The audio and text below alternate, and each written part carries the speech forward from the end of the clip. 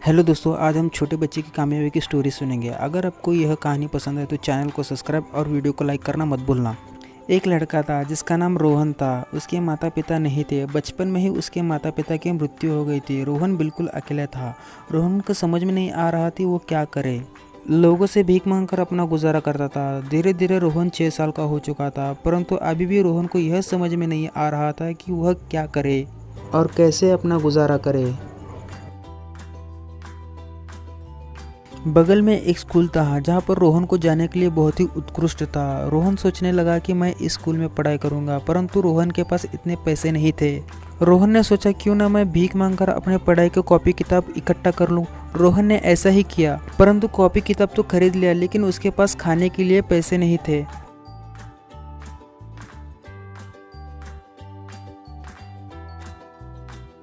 रोहन शाम को railway station के पास भीख मांगने चला जाता और 2-3 घंटे में जितना भी भीख मांग सकता था मांगता था और दिन भर में अपनी पढ़ाई पूरी करता था।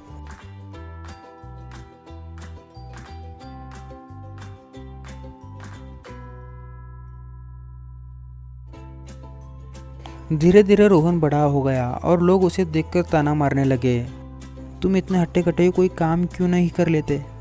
परंतु रोहन किसी बातों का बुरा नहीं मानता था, क्योंकि रोहन को यह समझ था कि अगर मैं कामकाज करने लगूंगा तो मुझे 12 घंटे या 8 घंटे काम करने पड़ेंगे, तभी मुझे पैसे मिलेंगे। इसी बीच में अच्छे से पढ़ाई नहीं कर पाऊंगा। इसीलिए रोहन भीख मांगना जारी रखा और धीरे धीरे 12वीं क्लास की फाइनल हो गई। रोहन ने सोचा अब मुझे आगे की पढ़ाई के लिए काम करना और पढ़ाई करना दोनों ही करना पड़ेगा। रोहन ने सोचने के मुताबिक काम भी करने लगा और अपनी आगे की पढ़ाई भी जारी रख दी।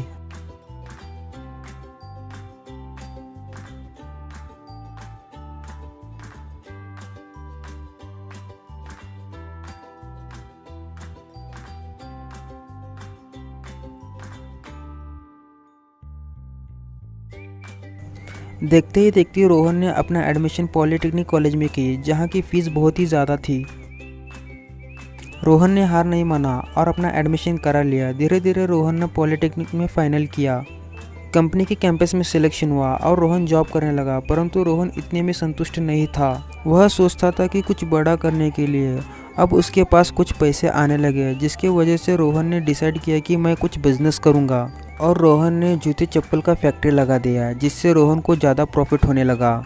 इसलिए कहते हैं कभी हमें ज़रूरी नहीं कि कोई हमें पैसे देगा तभी हम पढ़ाई कर सकते हैं। अगर हम पढ़ाई करना चाहते हो तो हमारी बस कामयाबी काफ़ी होती है। तो कैसे लगी यह स्टोरी हमें कमेंट करके ज़रूर बताया। आप सभी दोस्तों का कीमती समय देने के लिए बहुत बहुत धन्यवाद। मिलते हैं अगली वीडियो में। हेलो दोस्तों, आज हम छोटे बच्चे की कामयाबी की स्टोरी सुनेंगे। अगर आपको यह कहानी पसंद है तो चैनल को सब्सक्राइब और वीडियो को लाइक करना मत भूलना। एक लड़का था जिसका नाम रोहन था। उसके माता पिता नहीं थे। बचपन में ही उसके माता पिता की मृत्यु हो गई थी। रोहन बिल्कुल अकेला था। रोहन को समझ में नहीं आ रहा थी वो क्या करे।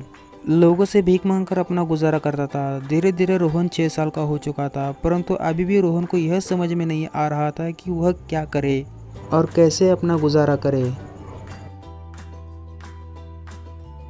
बगल में एक स्कूल था जहाँ पर रोहन को जाने के लिए बहुत ही उत्कृष्ट था। रोहन सोचने लगा कि मैं इस स्कूल में पढ़ाई करूँगा, परंतु रोहन के पास इतने पैसे नहीं थे।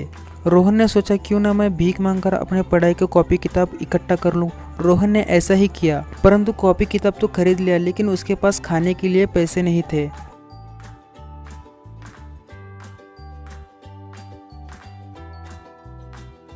रोहन शाम को रेलवे स्टेशन के पास भीख मांगने चला जाता और 2-3 घंटे में जितना भी भीख मांग सकता था मांगता था और दिन भर में अपनी पढ़ाई पूरी करता था।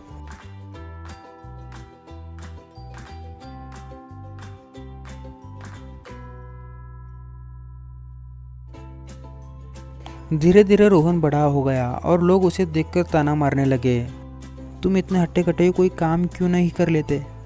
परंतु रोहन किसी बातों का बुरा नहीं मानता था, क्योंकि रोहन को यह समझ था कि अगर मैं कामकाज करने लगूंगा तो मुझे 12 घंटे या 8 घंटे काम करने पड़ेंगे, तभी मुझे पैसे मिलेंगे। इसी बीच में अच्छे से पढ़ाई नहीं कर पाऊंगा।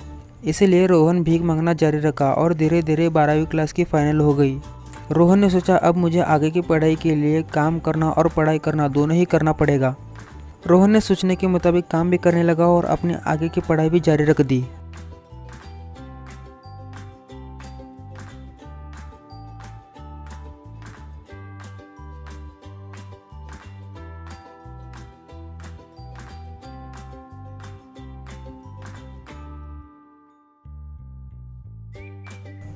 देखते ही देखते रोहन ने अपना एडमिशन पॉलिटेक्निक कॉलेज में की, जहाँ की फ़ीस बहुत ही ज़्यादा थी। रोहन ने हार नहीं माना और अपना एडमिशन करा लिया। धीरे धीरे रोहन ने पॉलिटेक्निक में फ़ाइनल किया।